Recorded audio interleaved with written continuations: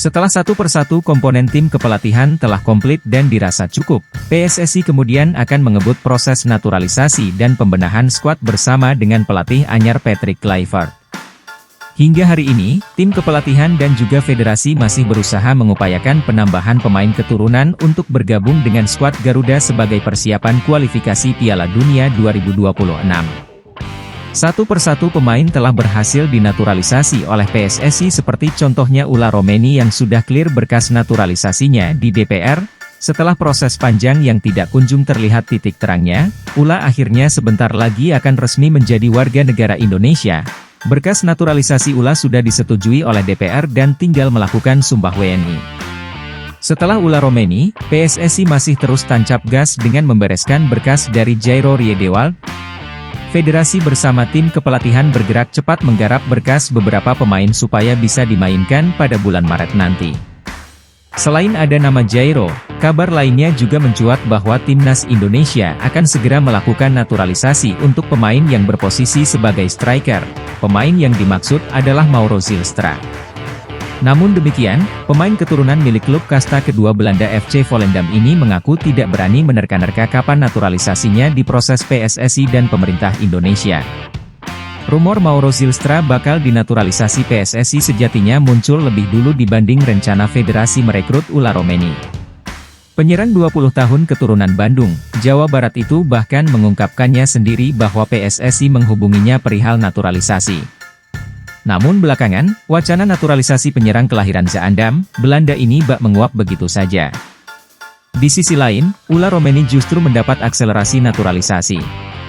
Proses perubahan kewarganegaraan penyerang 24 tahun milik Oxford United itu bahkan bakal segera rampung.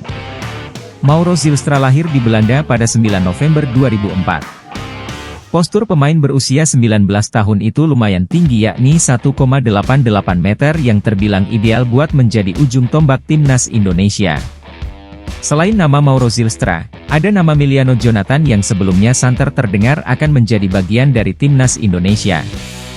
Namun, hingga tahun 2025 ini Miliano masih belum ada kabar perihal proses naturalisasinya, bahkan kabar terbaru dari Hamdan Hamedan mengatakan bahwa Miliano adalah salah satu pemain yang gagal dinaturalisasi oleh Timnas Indonesia. Hamdan menjelaskan, nama Miliano Jonathan sempat disodorkan kepada staf pelatih yang ketika itu membutuhkan pemain di posisi penyerang. Menurut Hamdan, Miliano adalah pemain yang masuk kategori grade A.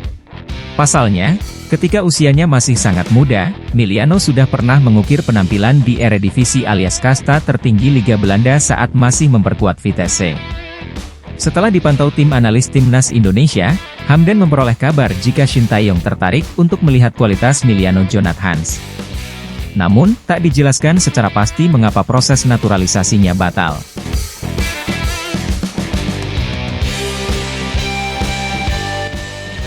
Selain dua nama yang telah dibahas tadi, selanjutnya ada nama Emil Audero yang santer terdengar akan menjadi warga negara Indonesia. Pemain yang saat ini bermain dengan Palermo di Divisi 2 Italia ini sangat santer terdengar beritanya bahwa ia akan segera dinaturalisasi.